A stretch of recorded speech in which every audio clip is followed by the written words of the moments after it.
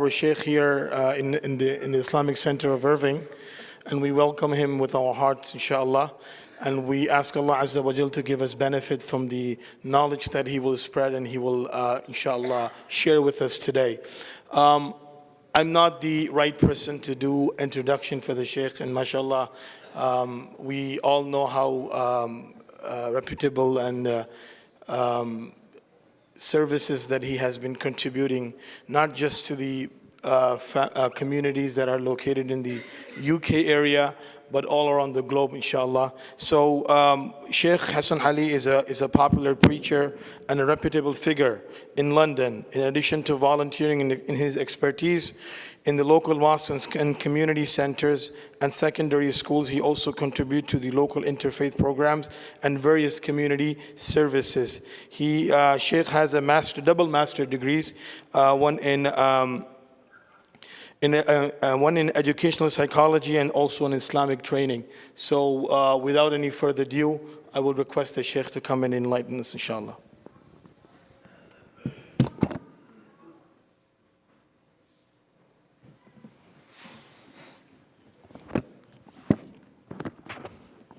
Would it be okay for me to ask the brothers on that side to come over here on this side? I wanted the table to be in the middle, but they're saying the camera is over here. So for me to see you all the way down there, I've come many thousands of kilometers to see you guys. I'm sure you can move a few meters. On this side, come on this side, fill in the gaps. There's a lot of space on there. The angels are going to be sitting on nothing. So put your heads there for them to sit on your heads, inshallah.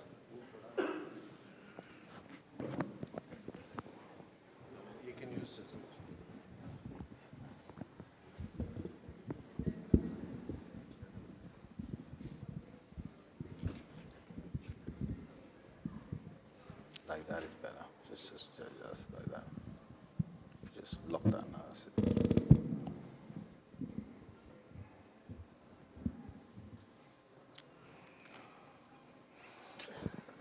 Bismillahir Rahmanir Rahim. Alhamdulillahi Rabbil Alameen. Wassalatu wassalamu ala Sayyidina wa Nabina Muhammad wa ala alihi wa sahbihi ajma'in. A'udhu billahi minash shaitanir rajim. Bismillahir Rahmanir Rahim.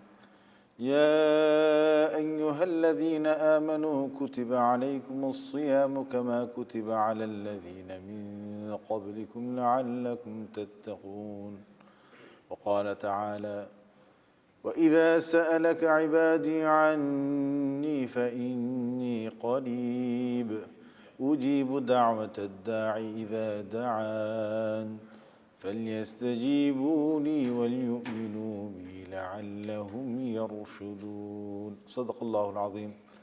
My dear respected brothers and sisters, firstly, assalamu alaikum wa rahmatullahi wa barakatuh. Ramadan is coming, and Ramadan is going to come, and Ramadan is going to go. We've had so many Ramadans come in our lives, and so many Ramadans go from our lives. Yet we see the Muslim brothers and sisters more or less the same every Sha'ban before Ramadan comes, and they change a little in Ramadan. And after that, when Shawwal comes, the next month after Ramadan, then we kind of see that everything is back to normal again. So we have 11 months of a normal life, and then we have a special month in our lives of Ramadan, and then again another 11 months of a normal life. Then one special month comes along and we get a little bit different, and that cycle repeats itself again and again and again and again. And the reason why that happens is because most Muslims don't know why we fast. Most Muslims don't know the process of what is happening inside our bodies while we fast. Most Muslims don't even know why Allah Azza wa Jalla has told us to fast. Can I ask anyone in the crowd here to tell me what is the reason why we fast? What's the process that is happening inside our bodies while we fast? What did Allah want to happen in our bodies while we fast for 30 days? Anyone put your hands up?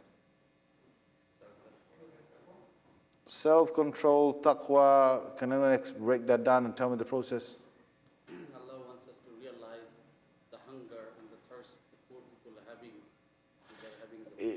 If that is true, Give the sadaqah in that month. if we're supposed to recognize the hunger and the thirst that the poor people are having, then the poor people shouldn't be fasting.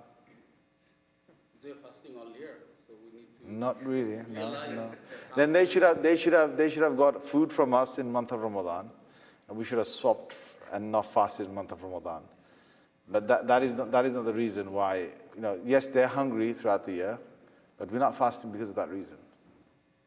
Because otherwise, then it would be like the poor people wouldn't really be fasting in the month of Ramadan. Anyone tell me any process that is happening inside our bodies? Anyone tell me? Sorry? Detox is happening, yes, but any other person tell me another process that is happening? Control. But then people are not breaking it. Why stay hungry and why stay thirsty? And why be told to not, fulfill your relationship with your wife or your husband during the days of Ramadan? Why that? Why would Allah say that if the only thing is what you said, detoxing and, taqwa and whatever? How does the process happen? Most Muslims don't know. See, we have an inclination to this dunya, and we have an inclination towards the akhirah. So what happens is the inclination that we get towards this dunya, towards the life of this world, the drive of it inside us comes from two places. The drive of the inclination, that gives us the inclination towards this world. The battery or the battery, as you guys in America say, that comes from two places. One is the stomach. When you put food inside, that is a fuel that you have, which gives you the energy to have the inclination towards this world. And the second one is the urges that an adult will fulfill between the thighs. That is also another big energy that gives the inclination towards this world. So there's two places the ulama have identified. One is like if you're a hungry person, and if you're a person that really can't fulfill their desires between that which is between the thighs, then you really are going to not feel the inclination towards many things like earning money, going out there, having a livelihood, being with your family, friends, whatnot, talking and listening and seeing and all the pleasures that we have of this world is only after we've got certain other basic necessities filled in our bodies. And then we have the energy to then find the inclination towards this world. That is what's happening in this body of ours. So what Allah Azza wa Jalla is saying is, I want you as my servant to wake up and put yourself back with the inclination of the akhirah. So you were not created for this world. You have now for 11 months attached yourself so much to this dunya. So what I'm going to do is I'm going to give you an opportunity to balance yourself once again. So there's two parts of this prescription. Please remember, there's two parts of this prescription. Most Muslims, 90% of the Muslims that fast only take the first part of the prescription, and because of that, they don't actually make any progress. So when you go to the doctors and you say, doctor, I'm not well, the doctor will examine you, and the doctor will say, okay, I'm going to give you certain medications because your blood is getting too thick, and you've got certain arteries that might get blocked, so I'm going to thin your blood with this aspirin and with this other medication I'm going to give you. That's the prescription number one. Prescription number two, the doctor will say is, my fellow patient, I'm going to ask you to stop eating fried food, high cholesterol food. I'm going to stop asking you to eat this certain type of rice or bread or fatty foods. I'm going to tell you to control your diet and also go for a walk every day for about 30 minutes. Can you do that? That's your second part of the prescription. If you do both of them, then perhaps you will look at getting better by the end of the month or by the end of whatever course it is. Now you come after 1 month and you say, doctor, I'm not feeling too well. I'm kind of okay, but I'm not too well. I haven't made much change. So the doctor says, okay, what did you do? He said, well, doctor, I took all your pills. I took them for full 30 days. The doctor says, what about the second part I told you, not to eat so many foods and these type of foods and to go for exercise, walk every day for 30 minutes. And you say, well, doctor, I did it for the first couple of days and then I got a little bit lazy. And then I did it after that, after a couple of more days, I did it once and I felt, I didn't want to do that. Then after I started again, I started and stopped and I just left it.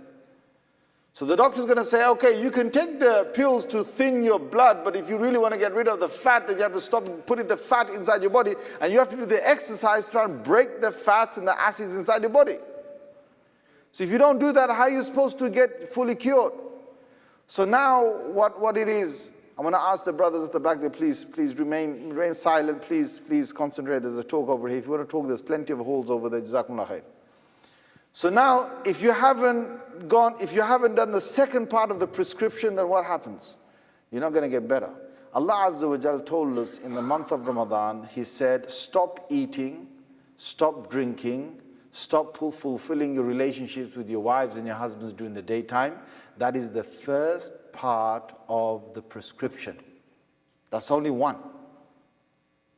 That's only going to get you to stop the desires that you have towards this dunya, towards this world. But I'm going to give you a second prescription, which is if you really want to become those who are inclined towards the akhirah and you want to balance yourself, then what you're going to do is you have to now inject in your daily life extra tilawah of the Quran, extra recitation of the Quran, extra zikr of God. Start remembering God more. Start to stand up in the night time. Stand extra rakats after Isha. Stand in the middle of the night. Stand at the end of the night if you can. Make extra dua. Incline, make your heart engage and be inclined towards Allah Azza wa Jal. This is your second part of the prescription. Since you have already done the first part, which is to stop eating and drinking and fulfilling your relationships, then the second part becomes very easy to do, but only if you actually make the move and do it. And if you do that for an entire 30 days, what happens is this. You're a Muslim, you started to fast, okay? So you're not eating, you're not drinking, you're not fulfilling your relationships during the daytime of Ramadan. You have got food in the house and you want to eat. What's the reason why you don't eat in Ramadan? Anyone tell me? You've got food right there on the table, in the fridge. It's all full. On the cooker, there's food there. From yesterday, there's food there. You can smell it, you can see it, okay? You know there's food there. So why is it that you don't eat the food? Tell me. Allah's told not to, but it's obedience, but what's happening in my mind? What's going on? Look, I want to eat. Why can't I drink? Tell me. I want to drink this. Why can't I drink? Yeah, but who said that? Because Allah is watching me. Imagine nobody's home. Everyone's gone out. I'm on my own. Yo. You know what I'm saying? But I'm not going to do it. Why? Why? Go and tell me. Everyone engaged. Tell me, why am I not going to do it? You're not going to get sinned by taking the name of Allah in the masjid, my friend. I'm asking you again, what's the reason why I am not going to eat or drink? Tell me. Good. I'm in the restroom. You call it the restroom over here in America. I'm in the restroom. It's all locked. The door's locked behind me. I got a bottle of water inside, or maybe the tap I've got fresh water coming out. I want to drink. I'm really thirsty. Why am I not going to drink? Because Allah is watching me. Then there's another part that I have to do, because it's not just my drinking and eating that I'm controlling. As a Muslim, during the month of Ramadan, I'm supposed to control my tongue as well. That is a very important part. Even argumentation, you're not supposed to argue. People get grouchy when they get hungry. Have you noticed certain family members, they get a bit grouchy, they get to be like, itchy and, moody when they're hungry. Have you noticed that, yes or no, guys?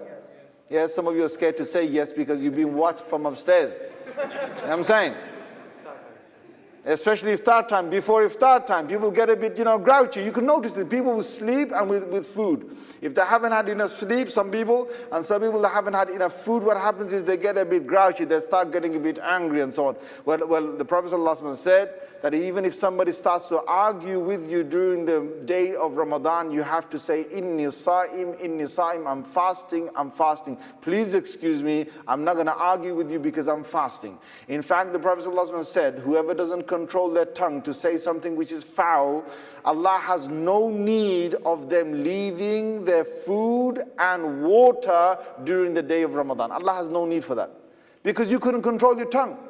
So during the fasting day, I'm supposed to say, Allah is watching me, I can't lie. Allah is watching me, I'm not going to backbite someone. Allah is watching me, so therefore I'm not going to say something which is going to be slander, or something which will stir between two people. Allah is watching me, I'm not going to listen to haram. Allah is watching me, I'm not going to look at haram. And therefore my fasting day goes like that. This is the second part of the prescription. And then what happens is I start to engage myself with the remembrance of Allah, because I've got no food to drink, food to eat, no drink to have in my body. I'm going to engage myself with dhikr. It's very easy. Because when you have food, you become tired. Yes or no? After the lunchtime food, we become a bit heavy. Yes or no, guys? Tell me. Yes, oh, you know that. And when we were young, they said to us, you have to have, can you please switch the phone off? When we were young, they said to us, you have to eat 3 times a day, breakfast being the most important part of the meal of the day, and you better eat properly, because if you don't eat, then you don't grow.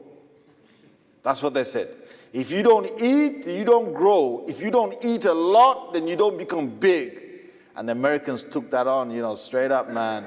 I tell you, the highest obesity level in the whole of the world is America. And I'm saying, I'm sorry, my bad. I'm sorry. But if you don't eat, you don't grow. That's what they said. Khaya boroiba. They say, you eat, you grow.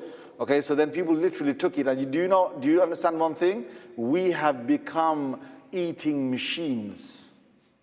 We've gone crazy with food. In fact, we are obsessed, completely obsessed with meat, with red meat.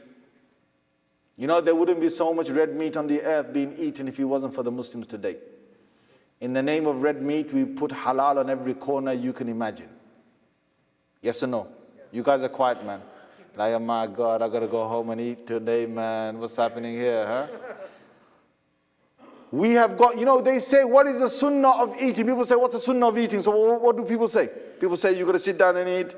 You got to use the right hand. Prophet used the right hand to eat. Yes, guys? Come on. And then he said, what did he say before he ate?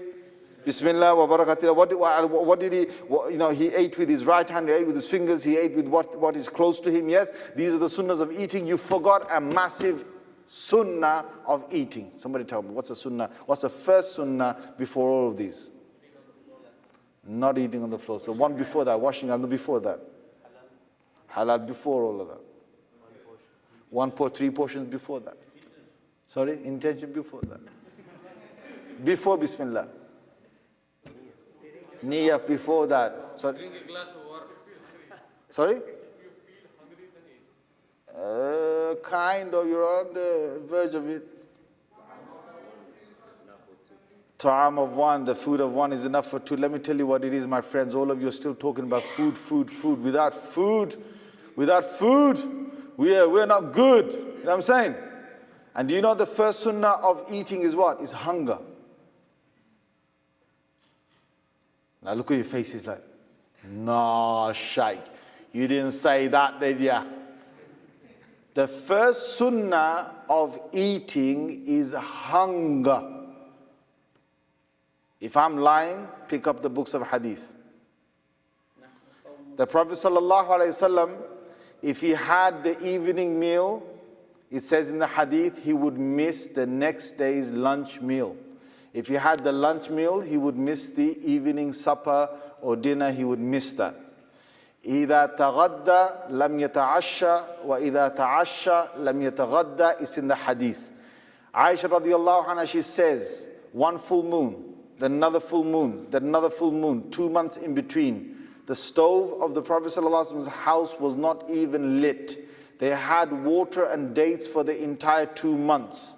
Starvation, hunger, going hungry was the first sunnah of the Prophet ﷺ before food. One of the reasons why we are who we are is because we have become obsessed with food. And I'm being serious with this, obsessive. In fact, a lot of us, we mess up the whole year anyway, and we mess up Ramadan more than any other month in the whole of the year. Because outside Ramadan, what do you have for breakfast outside Ramadan? Oh, what do you have for breakfast? Early in the morning, you haven't eaten for 12 hours or 13 or 14 hours. You wake up early in the morning. What's the first thing you have in the morning? Go on, tell me. Eggs, milk, anything else? Cereal, that's it, right?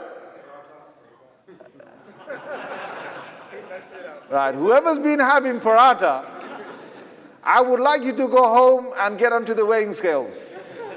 Okay, the thing is, most of us will agree you have tea, few biscuits probably, cereal, something light, some fruit, some yogurt, early in the morning, and that's it, your breakfast is done. Iftar is known as breakfast. What is iftar? Now, I'm not going to ask you to have cereal and have a bit of tea, but at least I'm going to ask you not to do the following. What have we done with iftar? La ilaha illallah. Outside Ramadan, we eat normal portions of food. Inside Ramadan, we go super crazy. We have samosa, pakora, long kebab, round kebab, shish kebab. We have dahi vada, we have faluda, we have mango lassi, we have some other yogurt, we have some peas, we have some chana, we have some kisuri, we have some dal, we have some other, some coconut, something that's stuffed, we have some chicken ones, samosas, we have some meat samosas, we have some vegetable samosas, and that was starters, my friend. That was starter. Have I forgotten something? No, that's coming later. The melon, the fruits, the mangoes, all of that, done, gone inside. Then we have the pulao, the biryani, the roti, the salad. We have few salads, we have all of that. Then we have the jalebis, we have the rasmalais, we have, the extra desserts, we have tea, we have something else. And then when your belly has become a massive, reservoir, you see, when you drive down America, these things, you see these white, massive things with water inside, those water tanks. What are they called? Water tanks. Your belly is a water tank. It's like a balloon. And then you come for Taraweeh. And the guy asked me, he says, Imam, I can't keep my wudu for Taraweeh. And I said, can you please tell me what did you have for iftar?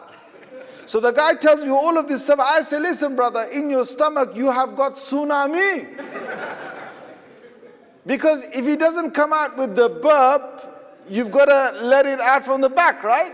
So the guy's trying to keep his wudu. It's painful. It's seriously painful, right? He can't let it out. If he lets it out, because what happens right in your body is that you get a bit of a gas leak to try and get the pressure down. You understand? Now he's got no burp coming. He's got to come to the other end. He's trying to keep his wudu, especially when he goes to sujood. Oh my God, it hurts, man.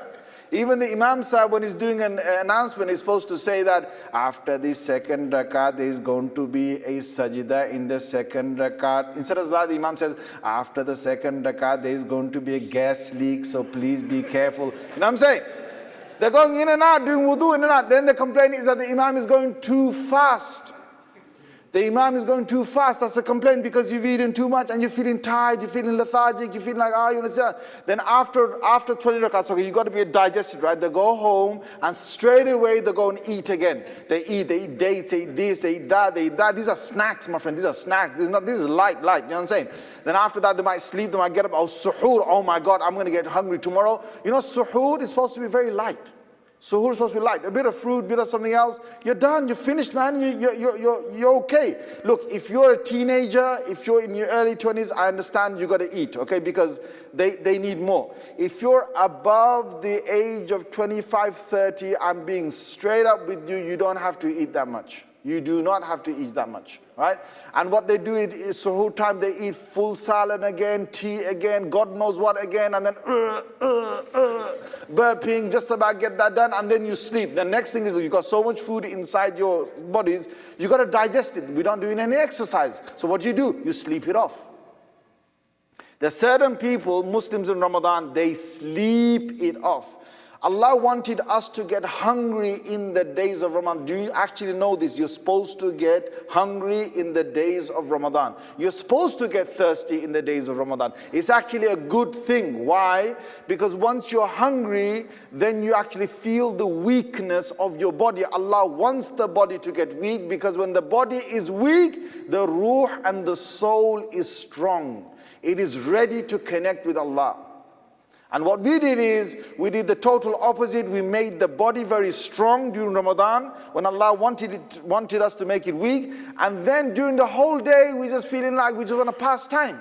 So it's like you sit down, put the AC on, put something else on, you know, you look at the time. Why on earth are you looking at the time? Let me give you a scenario. One man goes to a police cell. Do you have these police station cells here? Yes, they keep you overnight. Yes? What is it called? Lockup. It's called a lockup. So one man gets a lockup for 12 hours. Okay? He's in prison for 12 hours. Another man goes partying for 12 hours. The man who's in lockup, he feels that his time is going so slow. It's the longest 12 hours he's had. And the one who's partying, his time is going so fast. Tell me the reason why. Every time the one in the party looks at the time, oh my God, 4 hours have gone. Oh my God, 4 hours have gone. Next minute he looks, oh my God, 7 hours have gone. I've only got 5 hours left. What's the reason why? Tell me. He's enjoying what else? Okay, Baba, tell me, what's the key thing that the one man in the prison is doing, which the man in the party is not doing? You're not concentrating on the time. The moment you concentrate on the time, you're going to feel it's going very slow. The moment you don't look at the time, you're going to feel it's gone very fast. In Ramadan, if you carry on doing the dhikr, you know, everyone's got a dhikr. Everyone does dhikr every moment. Everyone's got a dhikr. Some people, they wake up in the morning, they wake up, they brush their teeth, they walk out the door, and they do dhikr. You know what the dhikr is? $, $, $, $, $, $, $1, $2, $3, $4, $5, $6, $7. That's the dhikr. You think I'm laughing? You think it's funny? It's true. It's true. Some people, their dhikr all day is stock market, higher. Some people, their dhikr all day is, I want to get, you know, my whatever car it is that they want to get, whatever bank balance they want to get, so whatever woman they want to get, whatever thing is, that's dhikr, that's going on. Some boys, young boys, okay, girls, all they want to think about is games. That's your dhikr. That's your dhikr all day. Dhikrullah is the remembrance of Allah. A lot of people do dhikr all the time, but not everybody does the dhikrullah. Dhikrullah is very different from dhikr. Dhikr means remembrance. You can remember anything, that's dhikr. But dhikrullah is the remembrance of Allah. That is very different. So when you engage yourself in dhikrullah and you enjoy it and you're not looking at the time, it goes very fast, my friend. But if you're not enjoying it, or if you're not engaging, and if you're always looking at the time, and your dhikr is what? Samosa, pakoda, samosa, kebab, shish kebab, long kebab, all that dhikr, iftar, it's going to go very slow. You're going to make yourself hungry, you're going to make yourself tired, you're going to lose out on reward, you're going to feel a bit down. The thing is, you're supposed to engage yourself in the dhikr of Allah. Ramadan is for us to do the second part of this prescription. So what is the second part of the prescription? The second part of the prescription is quality remembrance of Allah. Now, let me give you a demonstration of a quality remembrance of Allah. A lot of Muslims in Ramadan, they focus on the quantity and not the quality. What do they focus on, guys? And just to see that if you're awake, what do they focus on, guys? And not quality. Quantity is when you say to yourself that you're going to do X amount of khatams of the Quran in Ramadan. So you've got a target, you've got to basically read the Quran. You know, Ya ayyuhalladhina amanu ista'inu bis-sabri inna Allaha ma'as wa la taqulu man yuqtal fi sabilillah wa la yahyun wa la nabluwannakum. And your whole thing is that you just want to finish juz after juz after juz, and you want to get Quran after Quran after Quran. Fine. But that's quantity, my friend. That's not quality. I will give you 2 CDs. Imagine you got a CD player. I know now you got MP3 players or whatever. Let's just say we've got 2 tracks to play in your car. You're a driver, you're going to go for a long drive. I'm going to give you two things to play. You got a choice. You either play this one or the other one. The first one you can play is this. The first one is this. إن الذين كفروا سواء عليهم أأنذرتهم أم لم تنذرهم لا يؤمنون ختم الله على قلوبهم وعلى سمعهم وعلى أبصارهم وعذاب عظيم من الناس من يقول آمنا بالله وباليوم الآخر وما هم بمؤمنين يخادعون الله والذين آمنوا وما يخدعون إلا أنفسهم وما يشركون ما كانوا يكذبون. You almost had an accident there, right? That's the first one. You got a choice. You can play that one or you can play the second one. The second one you play is أعوذ بالله من الشيطان الرجيم.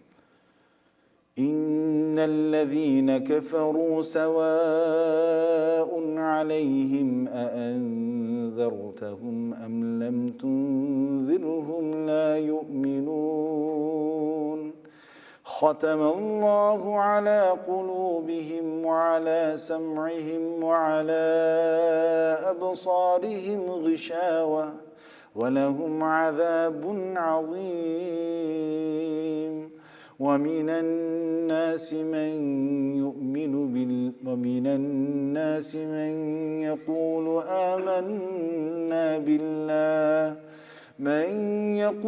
آمنا بالله وباليوم الآخر وما هم بمؤمنين يخادعون الله والذين آمنوا وما يخدعون إلا أنفسهم وما يشعرون. Who's going to play the first one? Put your hands up. Who's going to play the second one? Put your hands up. Okay, that's good. So when you look for masjids that go for Speedy Gonzales, when you look for the speed, when you want quantity, you don't want quality, what is the reason why? What's the reason why you can't put your heart into the Quran? You put your tongue to the Quran, fine. You put your speed to the Quran, fine. But where's your heart? The heart is the main thing that's supposed to engage with the Quran. The heart is everything. Allah says in the Holy Quran, He says,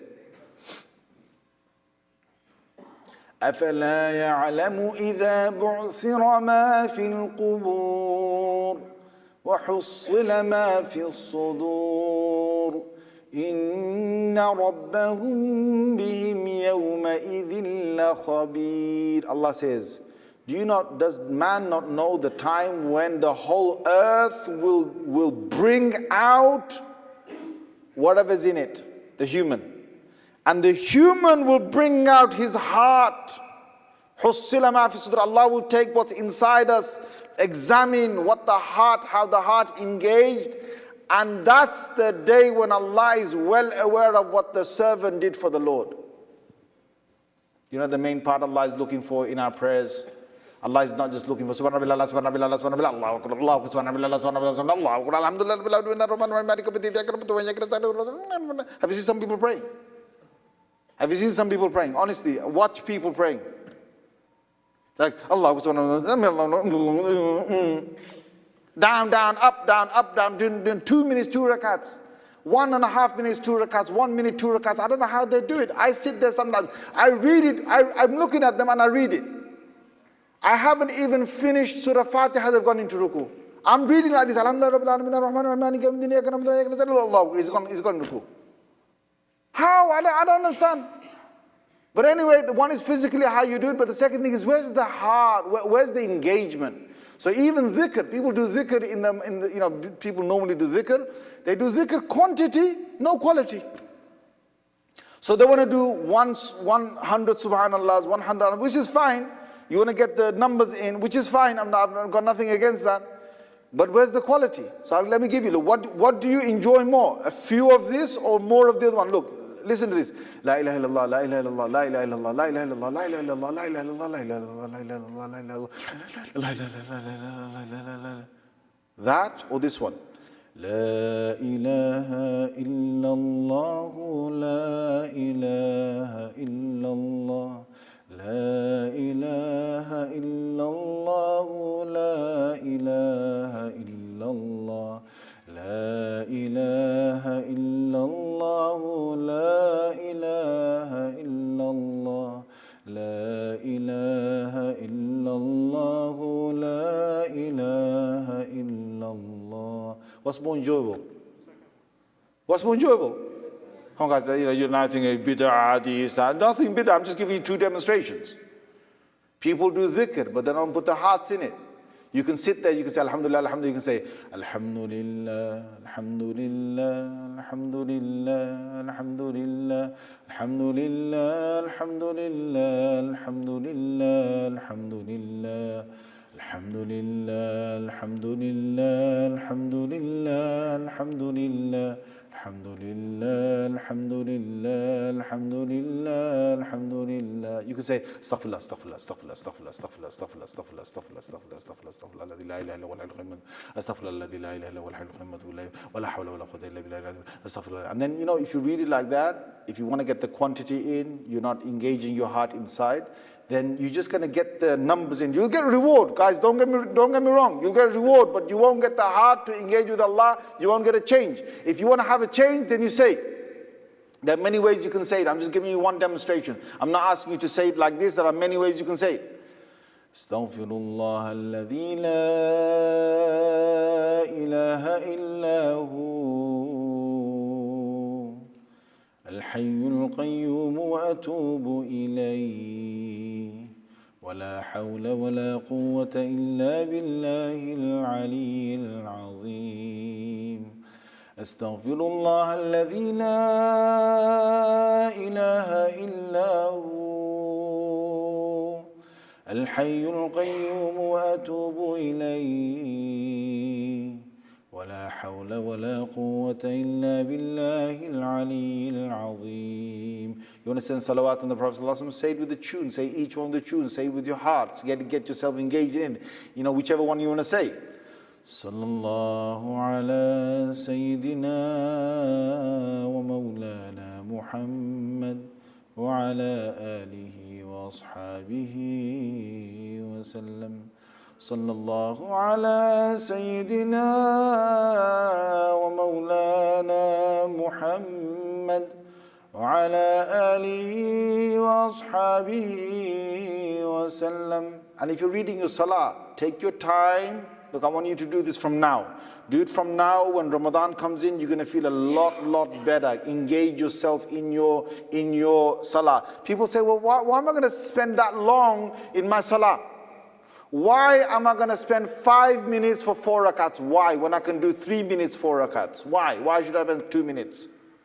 Why should I spend 6 minutes to do 4 rakats when I can spend 2.5 minutes to do 4 rakats? Boom, boom, up, done, and dusted, go. Why? Tell me this. Which one of us said, why should I spend 4 minutes on this Facebook video when I can spend 2 minutes on another video? Whoever said that, tell me. Who said, why should I spend 1 minute on this Instagram video when I could spend, just reading something else for 10 seconds? Why should I spend, 1 minute? Why 2 minutes? Why 5 minutes? Who says that? Who says that there's 2 movies there? I can't watch that movie because that movie is 120 minutes. I don't have 120 minutes. I've only got 110 minutes. I never heard, to this day, I never heard anyone saying that. To this day, if there was a baseball match, a basketball match, and then they've gone overtime into extra time because it's a draw, and they want to find out who the winner is, I've never heard anyone get off the couch, switch the TV off and say, you know what, that's it. I've spent 90 minutes looking at this thing. I'm not going to spend another 10 minutes. It's going to be very painful to spend another 10 minutes in front of that. You guys understand me or you don't understand me? You're in salah, my friend. Get up and take your time a little bit. Alhamdulillahi Rabbil Alameen. Pause. Think. Allah is there watching me.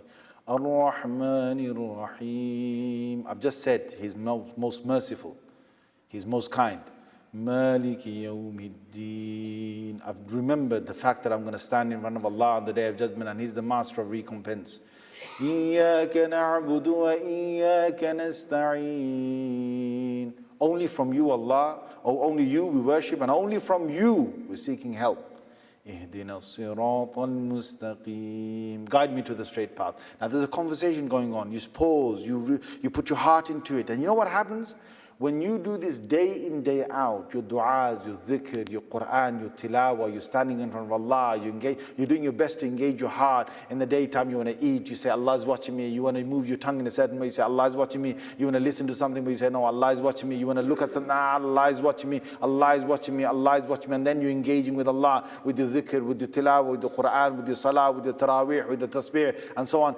Day in, day out, day in, day out. And then you get towards the end of the last 10 nights of Ramadan, and what you do is you increase it even more, because there could be Laylatul Qadr here. So your food is less, your dhikr is more, you're engaging with Allah, and now you're finding what happens after a while, my friend. Look, I'm going to be honest with you. Anyone who doesn't find their heart engaging with the dhikr, with Allah Azza wa Jal, is because the heart has become clogged up. Heart has become clogged up. If you got a sink, you guys call it sink here? You call it sink in the house? Is there another name for it? Sink. I have to check. Because, you guys, your English, though we taught you English, your English has become different. You become slightly alien, English comes from England, okay? But anyway, sink. Right now, we're in sync. Thank you, my friend. We're in sync, right? That's good. So when you run the tap and the water goes down, if the sink is unblocked, the water goes straight down. But if there's a little blockage there, the water starts to rise. It doesn't have a flow. And therefore, you have to put a little less water. It doesn't flow so nice. You have to wait for the water to go down. My friend, if you got sin on your heart, if you've been sinning, you have to wait for the heart to be washed out. When the heart gets washed out, the blockage is gone, you're going to find that the dhikr of Allah goes inside there and it electrifies the whole body. You feel like doing dhikr, you want to be engaged. Anyone who feels they're not being engaged, then start unblocking the heart. How do you unblock the heart? You do more dhikr. You can't even do dhikr. The Prophet ﷺ has told us, لِكُلِّ شَيْءٍ سَقَّالَ. He said, every single thing has got a detergent. And the detergent of the heart, he said, Saqaratul Qulub, he said, Dhikrullah, kama qala alayhi salatu salam. He said that the detergent of the heart is the remembrance of Allah. When you remember Allah, then the heart starts to become, unblocked, and Allah Azza wa Jal declogs the whole thing, and therefore you then enjoy it. For a person to enjoy it, you've got to do that. In fact, a massive thing we forget is, a lot of us know dua. A lot of us know what? We know dua. If I ask anybody what's dua, you're going to say, oh, dua is you just raise your hand, you say, oh, Allah give me this, oh, Allah give me that. Say, gone. That's it? That's all you're going to do? Do you know that Ramadan is a massive part of Ramadan is dua? And it's not just dua, it's munajat. There's a difference between dua and munajat. Dua is to call Allah. Munajat is to have a secret conversation with Allah. There's a difference between the two. You guys understand the two, or you don't understand the two? Let me explain to you, because some of you guys, you're a bit too, a bit too American, you get me? You have to break things down for you. You've got to make it real. Now you have a friend, and you come back from work, and you say to your friend, you say, hey man, it's getting quite hard and tough in my job over there, that guy over there in my job, Samuel's giving me a tough time. I went for break, for lunch, for 2 minutes extra. I came back at 1:02, and he said to me, he shouted at me, and he said, why am I not on time? I got my task done. I even did half an hour extra in the day. I was supposed to leave the office at 5 o'clock. I left at 5:30. He saw me doing the half an hour. He's still not going to give me, he's not going to give me, he's going to just cut me at the end of the day. And he's going to cut my salary by the end of the day. And I'm having a bit of a hard time, because maybe, I don't know what it is, man. I'm doing so much work, and this guy's on top of me. He's yelling at me. What is he doing? And I tried to get his job done as he wanted it done, and he says it's still not done. Do you guys ever find yourself talking to a friend, a colleague, someone with your frustration, yes or no? Yes. Why are you guys so pure in Irving, in Texas? You've never seen a hard day in your life. Are you guys with me or you're not with me? Come on. We've only got a few minutes left. We've got to give the other in about 5 or odd minutes. Are you guys with me, yes or no? Yes. This kind of conversation you just had with your friend, this is munajat. This is your secret power. This is where you offload everything. This is where you tell him that, you know, man, it's getting tough, you know, over there. You say to your wife, if you're able to, some people can do it with their wife, some people can't. You know what I'm saying? Like, some people start with their wife, and the wife goes, huh? Is that it? You wait till I finish with you. Some people can do it with their wife, some people can't. Some people come home, they offload it to the wife. Some wives offload it to the husband, that's fine. It's a healthy relationship. Some friends offload it to friends. You can only offload it to someone who's going to listen to you and who's not going to judge you. Yes or no? Yes? You can't offload it to someone who's going to listen to you and start judging you. That's why munajat, the secret thing, the secret way of speaking, is a very, very friendly thing to do. Do you realize that most Muslims, they can only make 2-minute dua, 3-minute dua, 4-minute dua? Why? Because they're making dua, but they're not doing munajat. They haven't learned how to have a secret conversation with Allah and offload everything to Allah. And you're going to say to me, Akhi, where's your dalil? Where's your dalil? Where's your evidence? What are you talking about? You guys get me or you don't get me? Am I talking to London now? Shall I change it to your lingo? Huh? Do you understand what I'm trying to say? Where's the evidence for this? What am I talking about? Talking a load of nonsense or what? You guys sitting there, listen to me? Let me give you the evidence. The evidence is in the Quran. Surah Nuh, Surah number 71. Nuh alayhi salam is making dua to Allah, but he's making a munajat. And listen to it. Listen to his conversation, how he's offloading things to Allah. And what kind of things he says. He says this. قال نوح رب إني دعوت قومي ليلا ونهارا. Nuh alayhi salam says, my Lord, I call these people by night and by day. وكلما دعوتهم لتغفر لهم جعلوا أصابعهم في آذانهم. My Lord, every time I call these people, they put their fingers in their ears. واستغشوا ثيابهم, and they covered their faces. وأصروا, and they become very stubborn. واستكبروا استكبارا, and they become very arrogant. ثم إني أعلنت لهم. Oh Allah, then I made an open invitation to them. وَأَعْلَنْتُ لَهُمْ وَأَسْرَرْتُ لَهُمْ إِسْرَارًا. Oh Allah, I called them in the open, I called them in secrecy. فَقُلْتُ اسْتَغْفِرُوا رَبَّكُمْ. And oh Allah, I said, seek forgiveness from your Lord. إِنَّهُ كَانَ غَفَّارًا. He is the one that will forgive you most certainly. يُرْسِلِ السَّمَاءَ عَلَيْكُمْ مِدْرَارًا. Oh Allah, I said to these people that you will send the rains once again. وَيُمْدِدُكُمْ بِأَمْوَالٍ وَبَنِينَ. And you will extend their wealth and you will extend the children that they have lost. وَيَجْعَلْ لَكُمْ أَنْهَارًا. And Allah will make you many rivers on this land. أَلَمْ تَرَوْا كَيْفَ خَلَقَ اللَّهُ سَبْعَ سَمَاوَاتٍ طِبَاقًا. Oh Allah, I said to them, do they not see how you created the 7 heavens and the earth? Can you see what he's doing? His normal day-to-day conversation, he would have said to a friend, he's offloading it. And look what he says next. Look, listen to it. Look what he says next. This is what a friend would say to a friend. Imagine this. This is the Prophet of Allah talking to Allah, and Allah's recorded in the Quran. He says, Rabbi, my Lord, I called them, and they said to one another, لا تذرن ودا ولا سواعا ولا يغوث ويعوق ونسرا. My Lord, they said to one another, don't leave the God of Yaghuth. Don't leave the God of Ya'uq.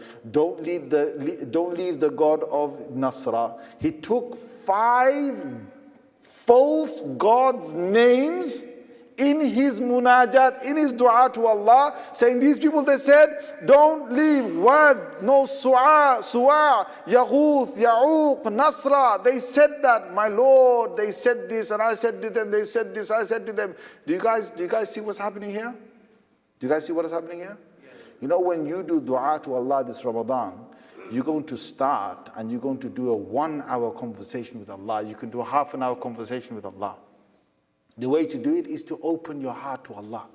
Allah knows everything in my life, but I'm going to open it up to Him. I'm going to tell Him how I messed up.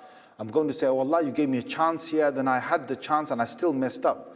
You forgave me, you didn't open my sins to others, but I still went around and I messed up. Oh Allah, you made it easy for me, I made it difficult for myself. Oh Allah, you did not let me down, but I let myself down. Oh Allah, then that person did this to me in my life, and so said this to me in my life, and I don't know what to do, and I don't know how to get out of here, and I'm looking for a job, and you're the only one that has a job, and I've only come to you because there's no other door that I have except for your door. You know, you talk to Allah like you would talk to a normal person that is close to you. Offload your chest to Allah. Offload everything. That's what Allah wanted.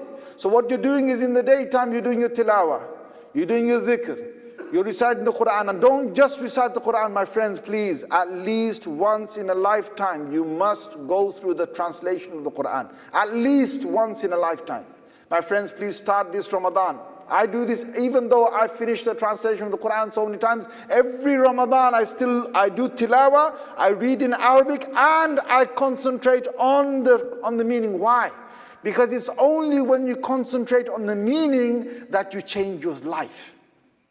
Allah said, "Inna anzalnahu Qur'anan Arabiyyan la'allakum ta'qilun." Allah says, I have revealed for you a Quran in Arabic so that you can understand and you can use your intellect, you can think about it. Allah said, "La'allakum tadhakkarun," so that you can take a lesson from it.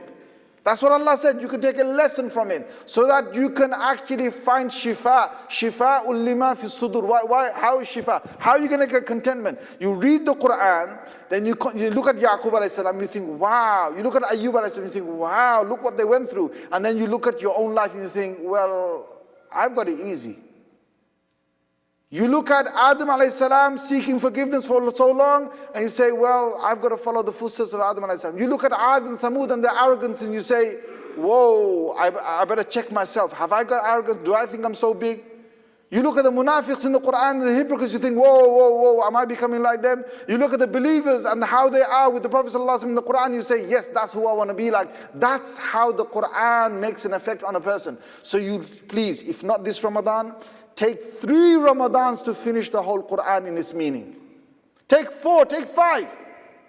Every Ramadan target 6 juz with meaning, and finish as many khatams as you want, no problem. In Arabic, finish as many khatams, but target at least 5 juz. So you finish in 6 years, you finish once the whole meaning of the entire Quran. Because my friend, I don't want to go to Allah on the Day of Judgment. Allah says, I sent you a letter, because the Quran is a letter to us. Allah says, I sent you a letter through my messengers. Did you read it? What am I going to say to Allah? So read the Quran, read its meaning, do dhikr, do tasbih, engage your mind, stay in salah, stand up, and then start to change the different ibadat. One wonderful way of making yourself lively with the dhikr is, don't do something too long in one go that you feel lethargic and tired. We are human beings. You're going to feel tired after a while. So change. 5-minute dhikr, then 2 minutes dua. Then maybe another 5 minutes something else. Then stand up and do nafil rak'ah. Then do some tilawah. Then read something. Read a book of hadith. Get yourself motivated. Then change. Then take a break. Take a break. Go and take a break. Go somewhere. Get fresh air. Go and have something, right, to eat or whatever. Come back again. I'm talking about the night times of Ramadan, okay? If that's the night of Ramadan, you can eat something simple, come back again. Engage yourself in dhikr. If it's the daytime, you can't eat, well, take a break, take a walk, do something different. Come back and engage yourself in whichever way you can. May Allah Azza wa Jal give us all tawfiq. And may He give us tawfiq for not only doing the first part of the prescription. What's the first prescription, guys? Of fasting. Tell me, what's the first prescription? What is it? Not eating, not drinking, and not fulfilling your relationships, okay? Those are the basic part of the first part of the prescription, which every Muslim is going to do. But will you get better by only the first prescription? Only 10 people spoke. Come on, guys. I spoke for the last 45 minutes. Only 10 people said, will you get better by only practicing the first prescription? Yes or no? No. No. What do you need to do? What is that? Zikr with your mind engaged. Not iftar, okay? Zikrullah. And what else? What else? Tilawah. With some meaning. With some concentration. And what else? Salah. What else? Munajat, dua, what else? Don't lie, don't bluff, but control your eyes, control your ears, control your tongue, control your whole mind, and you say, Allah's watching me, Allah's watching me, Allah's watching me, Allah's watching me. You know what happens? You know what happens? When a Muslim in the whole of Ramadan says, Allah's watching me, Allah's watching me, Allah's watching me, Allah's watching me, then Ramadan finishes, Allah releases the shayateen on the day of Eid, and the shayateen come, and they try to get you to sin. It's Allah's watching me. You guys understand? You can't sin. Allah's watching me, I can't do this. No, I can't do this. And if you carry your dhikr, your tilawah, your salah, your everything in Shawwal, in Dhul Qa'dah, in Dhul Hijjah, you carry on, you know what? You remain a Muslim that cannot sin. And that's the whole point of Ramadan. The whole point of Ramadan is taqwa. You know what taqwa is? You have your own inside mechanism, your defense shield. You know, it's a shield against all sins. When the opportunity of sin comes, تَذَكَّرُوا فَإِذَا هُمْ مُبْصِرُونَ, they realize it's shaitan, they have an insight, and they turn to Allah, and therefore they cannot sin. That's what taqwa is. And that's Allah said in the opening ayah of fasting, He said, Ya ayyuhalladhina amanu, O you who believe, kutiba alaykumus siyam, fasting has been prescribed upon you, just as it's been prescribed on the people before you, so that you can develop this taqwa in a mechanism to defend yourself against any future sin. And may Allah Azza wa Jal give us all tawfiq for this, inshallah. Jazakumullah khair, wa alaykum salam wa rahmatullahi wa barakatuh.